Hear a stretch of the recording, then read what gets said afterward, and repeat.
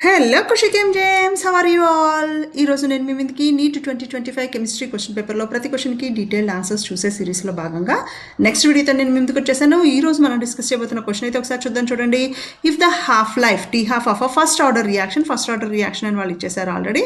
So 1 minute time ఇచ్చారనమాట T half. Then the time required for the reaction to complete 99.9%. ఇంత reaction complete అవ్వడానికి ఎంత time పడుతుంది అనేది అయితే క్వశ్చన్ అనమాట. ఇది మనకు ఈ క్వశ్చన్ కెమికల్ కైనెటిక్స్ అనే లెసన్కి సంబంధించింది. ఇది 12th క్లాస్ లెసన్ అనమాట. సో ఈ క్వశ్చన్కి డీటెయిల్ ఆన్సర్ అయితే చూద్దాము. అయితే ఈ క్వశ్చన్కి డీటెయిల్ ఆన్సర్ చూసేదానికంటే ముందు ప్రీవియస్ వీడియోలో నేను మిమ్మల్ని అడిగిన క్వశ్చన్కి ఆన్సర్ చూస్తే తర్వాత ఈ క్వశ్చన్కి అయితే ఆన్సర్ చూద్దాము. ప్రీవియస్ వీడియోలో నేను మిమ్మల్ని అడిగిన క్వశ్చన్ అయితే ఇదనమాట. The heaviest naturally occurring element, ఉన్న అన్ని ఎలిమెంట్స్లోకి హెవియెస్ట్ న్యాచురలీ అకరింగ్ ఎలిమెంట్ ఏది అనేది అయితే question. First option PU, CE, NP and uranium ఇచ్చాను. And the right answer is obviously naturally occurring అన్నాను కాబట్టి ఇది యురేనియం అనమాట. ఎవరైతే రైట్ ఆన్సర్ గెస్ చేశారో వాళ్ళందరికీ కంగ్రాచులేషన్స్. ఇంకా ఈరోజు మనం డిస్కస్ చేసే క్వశ్చన్లోకి అయితే వెళ్ళిపోదాము. ఇది ఈరోజు డిస్కస్ చేయబోతున్న క్వశ్చన్ టీ హాఫ్కి డీటెయిల్ అయితే ఇచ్చారు. 99.9% రియాక్షన్ కంప్లీట్ అవ్వడానికి ఎంత టైం పడుతుంది అనేది అయితే క్వశ్చన్ అనమాట. దీనికి సంబంధించిన 4 options 10 minutes, 2 minutes, 4 minutes and 5 minutes. దీన్ని ఎలా సాల్వ్ చేద్దాం అనేది అయితే ఇప్పుడు చూద్దాము. ముందు ఎనీ న్యూమరికల్ నేను మీకు చెప్పేది ఫస్ట్ ఒకటే పాయింట్ ఏంటి, list out the given data. First ఏమి ఇచ్చారు మనకి, టీ హాఫ్ ఇచ్చారు. ఎంత ఇచ్చారు, 1 minute ఇచ్చారు. So T half is 1 minute and మనకి time taken to complete the reaction ఎంత ఇచ్చారు, 99.9% ఆఫ్ ద రియాక్షన్ టైం ఎంత అనేది క్యాలిక్యులేట్ చేయాలి. సో ఇది మనకేంటి, కంప్లీటెడ్ రియాక్షన్ అనమాట. సో ఈ కంప్లీటెడ్ రియాక్షన్ 99.9 అంటే మనకి ఇంత టైం తర్వాత కంప్లీట్ అయిపోయిన తర్వాత ఎంత కాన్సన్ట్రేషన్ ఉంటుంది అనేది మనం తెలుసుకోవాలి. అంటే 100 - 99.9 తీసుకోవాలి. అంటే మనకి రిమైనింగ్ కాన్సన్ట్రేషన్ విల్ బి 0.1 అనమాట. ఎప్పుడైతే ఇనీషియల్ కాన్సన్ట్రేషన్ని 100 అనుకుంటాము. ఓకేనా. సో అంటే మనకి టీ హాఫ్ ఇచ్చారు, ఇనీషియల్ కాన్సన్ట్రేషన్ మనం ఎజ్యూమ్ చేసుకున్నాము, అలాగే ఫైనల్ 99.9% కంప్లీట్ అయిపోయిన తర్వాత ఎంత కాన్సన్ట్రేషన్ ఉంటుంది అనేది కూడా మనకి అండర్స్టాండ్ అయ్యింది.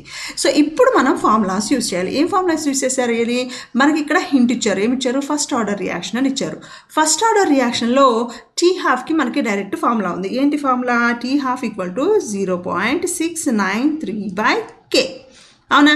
సో ఇప్పుడు ఈ ఈక్వేషన్ నుంచి నేను K వాల్యూని ఐడెంటిఫై చేస్తాను. ఎందుకని టీ హాఫ్ వాల్యూ నాకు ఆల్రెడీ తెలుసు. అంటే దీని నుంచి నేను ఏం తీసుకుంటాను, K ఈక్వల్ టు 0.693/టీ హాఫ్. అంటే దీని నుంచి నాకు K will be equal to 0.693. ఎందుకు, టీ హాఫ్ అనేది నాకు 1, anything divided by 1 will be equal to the same thing. So నాకు ఇక్కడ నుంచి ఏమొచ్చింది, K వాల్యూ అనేది వచ్చిందనమాట.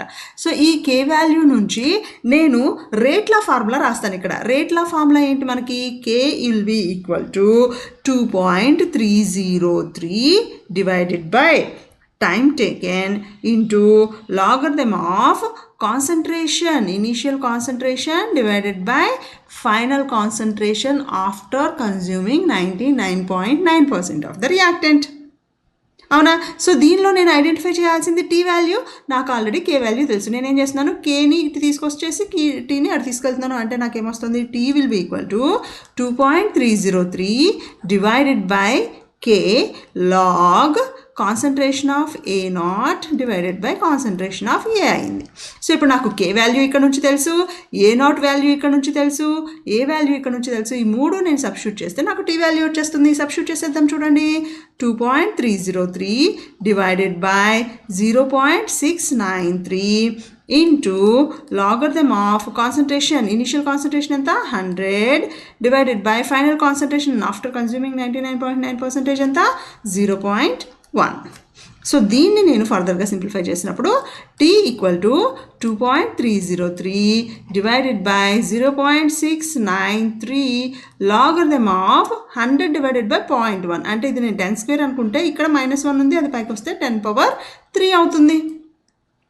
So anything power will be coming before to the log. 2.303 by 0.693 into 3 log 10. ఎలాగా, మనకి ఫార్ములా తెలుసు, log x power y will be equal to y log x.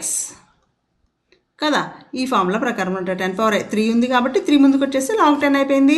And 2.303 into 3 వచ్చేసి నాకు ఎంత అవుతుంది? 3తో మల్టిప్లై చేయండి. 6.909 డివైడెడ్ బై 0.693 log 10 వాల్యూ 1. అవునా?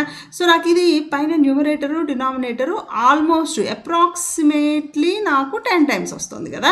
So అంటే నాకు రైట్ ఆన్సర్ వచ్చేసి 10 minutes. ఎందుకని నేను ఫస్ట్ నుంచి ఈ క్వశ్చన్ని మినిట్స్లోనే తీసుకున్నాను కాబట్టి నేను సెకండ్స్లోకి కన్వర్ట్ చేసుకోలేదు. సో నాకు డైరెక్ట్గా ఆన్సర్ 10 minutes వస్తుందన్నమాట. సో నాకు ఇచ్చిన ఆప్షన్స్లో, క్వశ్చన్లో ఇచ్చిన ఆప్షన్లో నాకు రైట్ ఆన్సర్ ఏమవుతుంది? ఫస్ట్ ఆప్షన్ వచ్చేసి నాకు రైట్ ఆన్సర్ అవుతుంది. 10 minutes is my right answer. ఓకేనా? డీటెయిల్డ్గా ఎలా అనలైజ్ చేయాలి, ఎలా చేసుకోవాలి అనేది తెలిసింది కదా. సో నెక్స్ట్ ఈరోజు నేను మిమ్మల్ని అడగబోతున్న క్వశ్చన్ అయితే ఇదనమాట. Which of the following acids is strongest? నేను మీకు 4 యాసిడ్స్ ఇస్తున్నాను. ఈ 4 యాసిడ్స్లో స్ట్రాంగెస్ట్ యాసిడ్ ఏది అనేది అయితే మిమ్మల్ని అడుగుతున్నాను అనమాట. ఈ క్వశ్చన్కి మీరు ఆన్సర్ తెలిస్తే తప్పకుండా కామెంట్ రూపంలో నాకు తెలియజేయండి. సో ఈ క్వశ్చన్కి నేను మీకు ఇస్తున్న 4 options HF, HCl, HBr and hydrogen iodide. Right answer తెలిస్తే తప్పకుండా కామెంట్ రూపంలో తెలియజేయండి. And another informative and interactive వీడియోతో నేను ముందుకు వస్తాను. అప్పటి వరకు కీప్ వాచింగ్ ఖుషీ క్యాంప్.